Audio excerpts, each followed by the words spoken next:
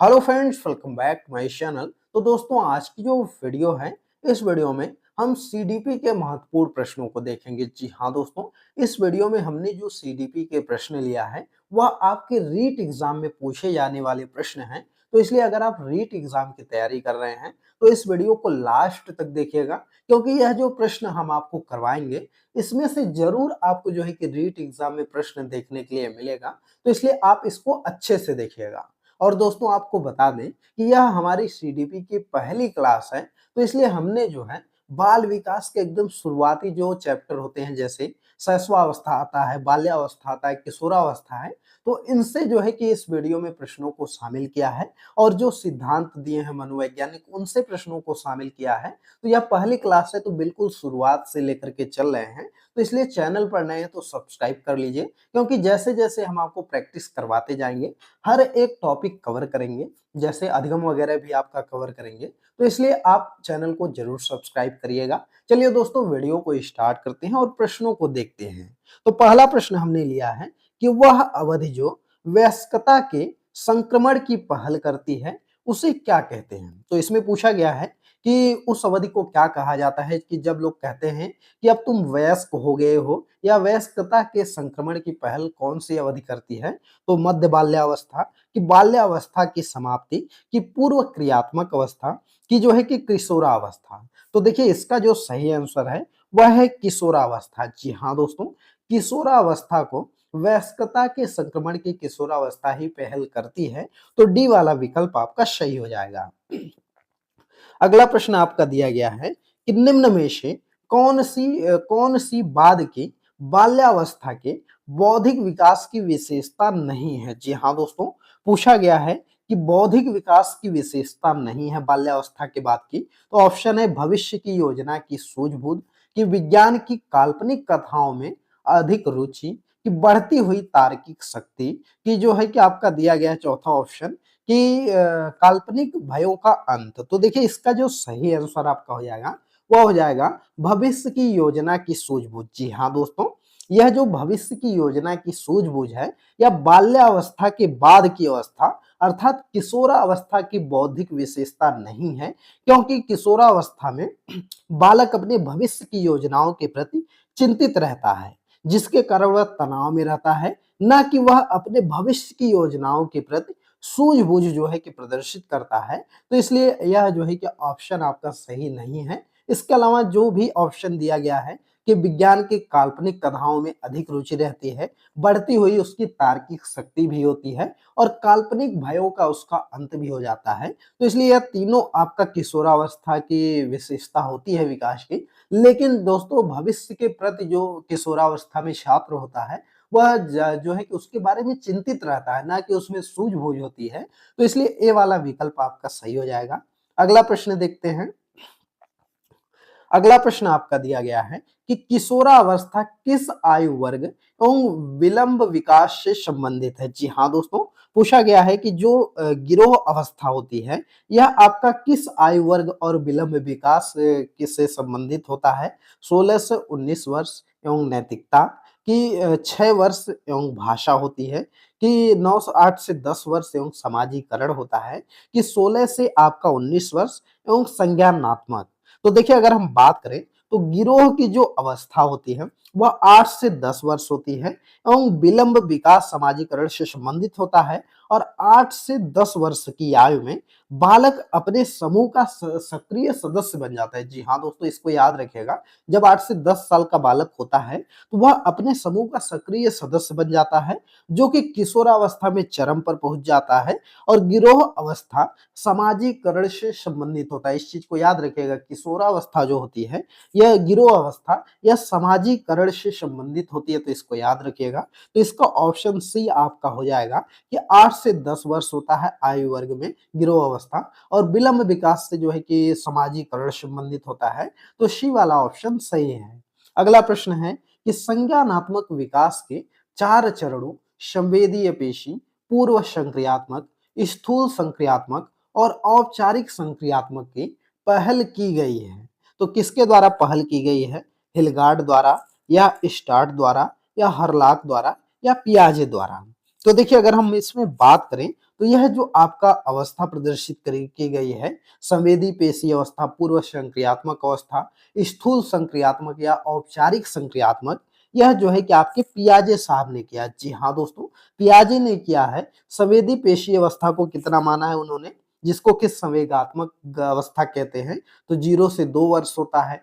वहीं पर पूर्व संक्रियात्मक की बात करें तो यह आपका 2 से 7 वर्ष होता है। स्थूल संक्रियात्मक की बात करें तो यह आपका 7 से 11 वर्ष की अवस्था होती है। वहीं पर औपचारिक संक्रियात्मक की बात करें तो यह आपका 11 से 15 वर्ष होता है। तो इसको आप याद रखिएगा कि यह संज्ञानात्मक विकास का जो चरण प्रदर्शित किए थे वह आपके पियाजे साहब ने प्रदर्शित किया था। तो इसको याद रखेंगे। मोस्ट इंपॉर्टेंट प्रश्न है दोस्तों, पियाजे से आपके प्रश्न रीट में बहुत ही ज्यादा पूछे जाते हैं, तो इसलिए इनको अच्छे से पढ़ लीजिएगा। अगला प्रश्न है कि 14 वर्षीय देविका अपने आप से पृथक स्वनियंत्रित व्यक्त की भावना को विकसित करने का प्रयास कर रही है।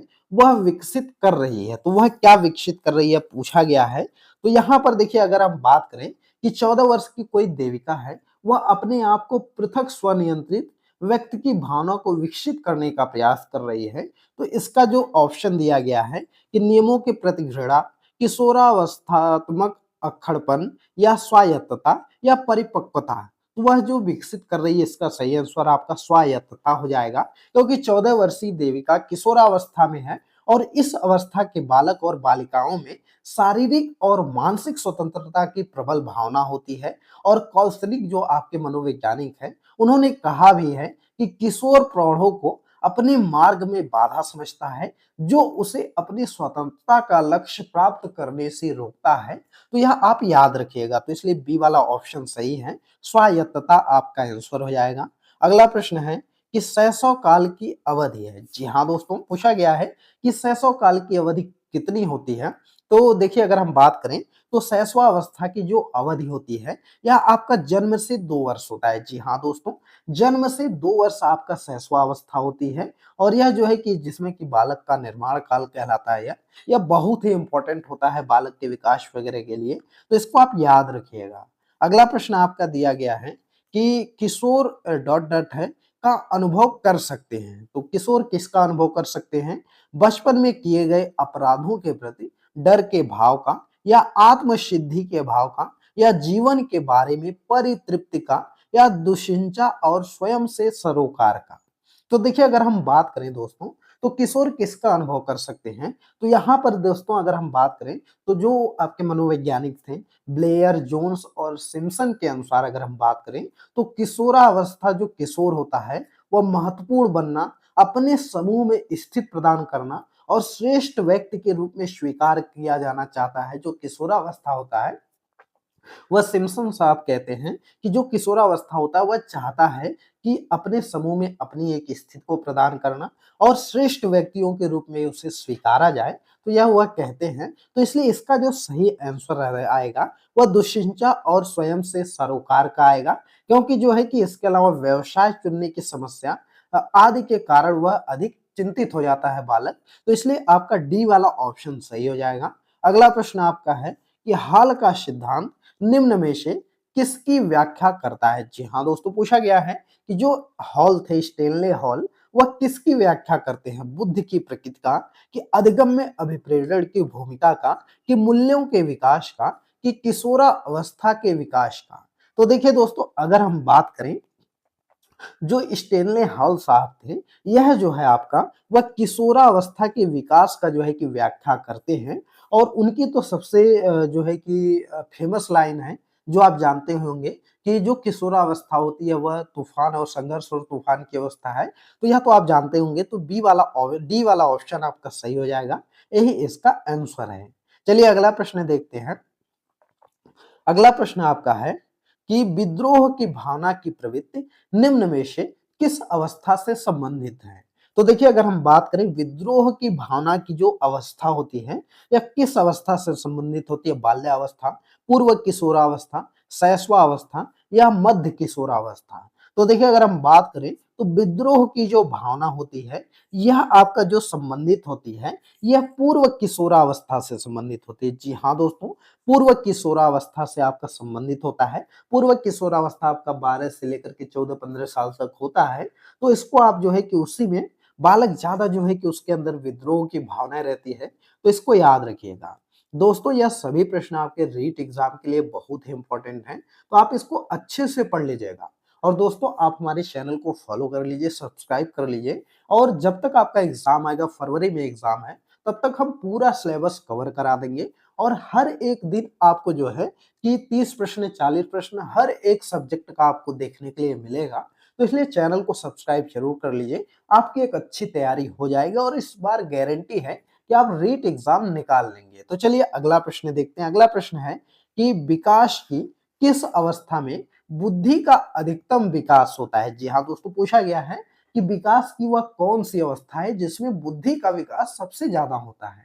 तो देखिए बाल्यावस्था, शैशवावस्था, किशोरावस्था की प्रौढ़ावस्था। तो देखिए अगर हम बात करें तो बुद्धि का सबसे ज्यादा जो विकास है यह आपका किशोरावस्था में होता है। जी हाँ दोस्तों, किशोरा अवस्था में अधिकतम कोई बुद्धि का विकास होता है, क्योंकि इस अवस्था में बालकों में कल्पना शक्ति, जिज्ञासा और बौद्धिक क्षमता काफी बढ़ जाती है। तो इसलिए सी वाला ऑप्शन आपका सही हो जाएगा।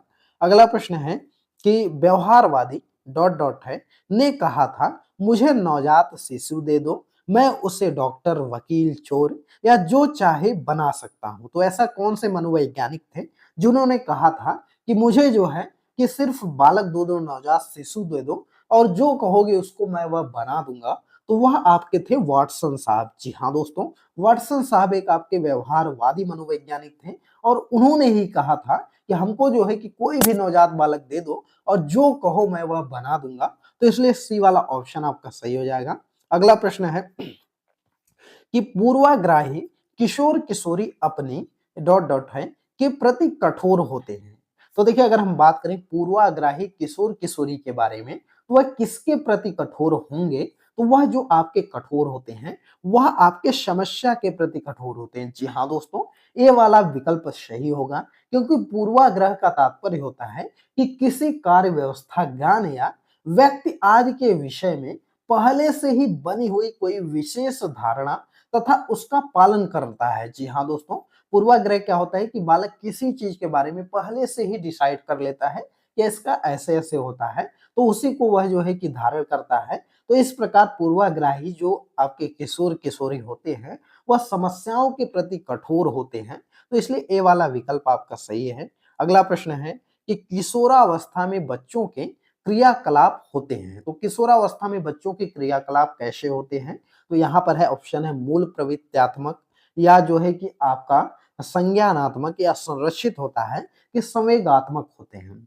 तो देखिए अगर हम बात करें तो कि शैशवावस्था में जो बालक क्रियाकलाप करता है या अपने मूल प्रवृत्त्यात्मक द्वारा करता है, तो इसलिए ए वाला विकल्प आपका सही हो जाएगा। अगला प्रश्न आपका दिया गया है कि स्व केंद्रित अवस्था होती है बालक के। तो पूछा गया कि स्व केंद्रित अवस्था किसको कहते हैं, जो कि बालक के होती है। तो जन्म से 2 वर्ष, 3 से 6 वर्ष को कहते हैं, कि 7 वर्ष से किशोरावस्था तक या किशोरावस्था को। तो देखिए अगर हम बात करें स्व केंद्रित की जो अवस्था होती है यह आपका 3 से 6 वर्ष होती है। जी हाँ दोस्तों, आपका इसमें जो सही आंसर होगा वह 3 से 6 वर्ष हो जाएगा, क्योंकि जन्म से 6 वर्ष तक की अवस्था को शैशवा काल कहा जाता है।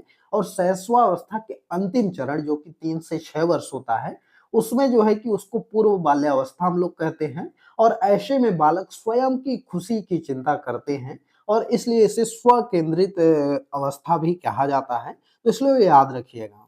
अगला प्रश्न आपका है कि माँ बाप के साये से बाहर निकलकर अपने साथी बालकों को संगत को पसंद करना संबंधित है।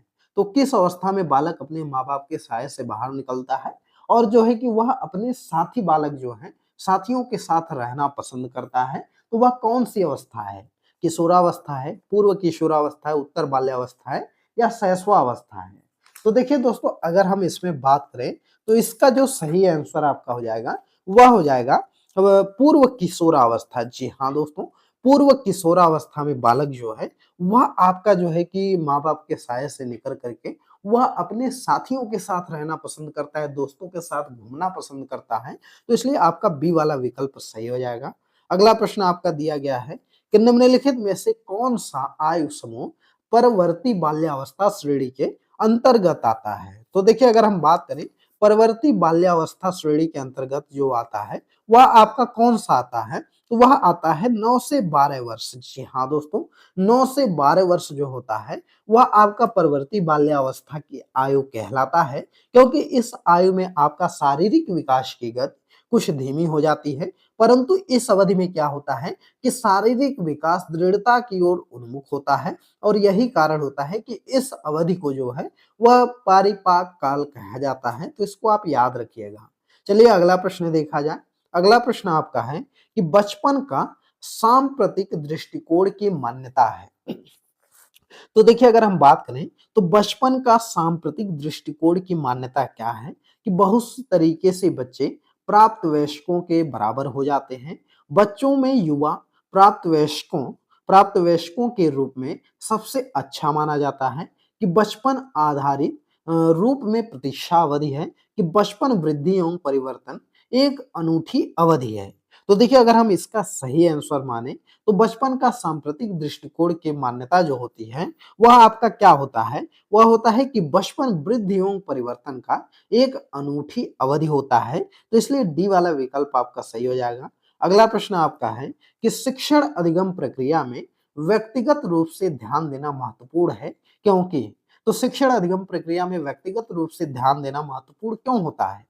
तो इसमें ऑप्शन है शिक्षार्थी हमेशा समूहों में ही बेहतर सीखते हैं कि शिक्षक प्रशिक्षण कार्यक्रमों में ऐसा ही बताया गया है कि प्रत्येक शिक्षार्थी को अनुशासित करने के लिए शिक्षकों को बेहतर अवसर मिलते हैं कि बच्चों के विकास दर भिन्न होती है और वे भिन्न तरीकों से सीख सकते हैं। तो देखिए अगर हम इसमें सही आंसर की बात करें तो इसका जो डी वाला विकल्प है वह आपका सही हो जाएगा कि जो आपका यह होता है ऑप्शन कि शिक्षण अधिगम प्रक्रिया व्यक्तिगत रूप से ध्यान देना महत्वपूर्ण होता है, क्योंकि बच्चों के विकास की दर भिन्न होती है और वे भिन्न तरीकों से सीखते हैं, तो इसलिए यह महत्वपूर्ण होता है। अगला प्रश्न आपका है कि निम्नलिखित में से कौन सा बालक विकास का एक सिद्धांत नहीं है? तो ऑप्शन है सभी विकास एक क्रम का पालन करते हैं, विकास के सभी क्षेत्र महत्वपूर्ण हैं, सभी विकास परिपक्वन तथा अनुभव की अंतः क्रिया का परिणाम होते हैं कि सभी विकास तथा अधिगम एक समान गति से आगे बढ़ते हैं। तो देखिए अगर हम बात करें तो बाल विकास का एक सिद्धांत जो नहीं है वह आपका क्या है नहीं है, तो वह आपका है कि सभी विकास तथा अधिगम एक समान गति से आगे बढ़ते हैं, तो ऐसा नहीं है। यह ऑप्शन आपका गलत है और गलत ऑप्शन ही आपका पूछा गया है, तो यही आपका सही हो जाएगा। बाकी इसके अलावा सभी विकास का क्रम का पालन करेंगे, विकास के सभी क्षेत्र महत्वपूर्ण होते हैं और सभी विकास परिपक्वन तथा अनुभव की अंतःक्रिया का परिणाम होते हैं, तो इसको याद रखिएगा। अगला प्रश्न है विकास डॉट डॉट है से की ओर बढ़ता है, तो विकास किधर से किधर की ओर बढ़ता है? सामान्य से विशिष्ट की ओर, कि जटिल से कठिन की ओर, कि विशिष्ट से सामान्य की ओर, कि साधारण से आसान की ओर? तो देखिए अगर हम बात करें तो दोस्तों जो आपका विकास होता है यह सामान्य से विशिष्ट की ओर बढ़ता है। जी हाँ दोस्तों, किधर बढ़ता है? सामान्य से लेकर के विशिष्ट की ओर विकास जो है वह बढ़ता है, तो इसलिए ए वाला विकल्प आपका सही हो जाएगा, यही इसका आंसर होगा। तो दोस्तों इस वीडियो में हमने 20 प्रश्नों को ही शामिल किया था और यह सभी प्रश्न आपके एग्जाम के पॉइंट ऑफ व्यू से बहुत ही इंपॉर्टेंट है। आप वीडियो को 2-3 बार रिपीट करके जरूर पढ़ लीजिएगा, क्योंकि यह सभी प्रश्न आपके रीट एग्जाम में पूछे गए हैं। और दोस्तों आपको बता दें कि यह सीडीपी की पहली क्लास थी, तो इसलिए हमने जो शुरुआती चैप्टर हैं जैसे बाल्यावस्था, किशोरावस्था और शैशवावस्था, तो इन सब से प्रश्नों को लिया था। जैसे जैसे हम वीडियो लाते रहेंगे आगे की चैप्टर्स भी आपको करवाते रहेंगे, हर एक चैप्टर को कवर करेंगे और हर एक मनोवैज्ञानिक को भी कवर करेंगे। जैसे आपके जीन प्याजे साहब हो गए, उसके अलावा जितने भी वैज्ञानिक हैं पावलोव वगैरह, सबको जो है कि हम वीडियो में कवर करेंगे। तो इसलिए चैनल को सब्सक्राइब जरूर करिए और सबसे जरूरी सूचना यह है कि आप लोग जो है कि हमको टेलीग्राम पर भी फॉलो कर लीजिए। टेलीग्राम चैनल का लिंक इस वीडियो के डिस्क्रिप्शन में दिया गया है और वहां पर हमको फॉलो करेंगे तो वहां पर जब भी वीडियो अपलोड होगी चैनल पर तो वहां पर लिंक दे दिया जाएगा। साथ ही में यह जो क्लास हम आपको करवा रहे हैं उसका पीडीएफ भी आपको प्रोवाइड कराया जाएगा, तो इसलिए हमको फॉलो जरूर करिए। चलिए दोस्तों, इस वीडियो को स्टॉप करते हैं। यह वीडियो आपको कैसी लगी कमेंट करके बताइएगा, और वीडियो पसंद आई हो तो वीडियो को लाइक करिए, ज्यादा से ज्यादा शेयर करिए। चलिए मिलते हैं अगले एक नई वीडियो में एक नए टॉपिक के साथ। तब तक के लिए बाय बाय।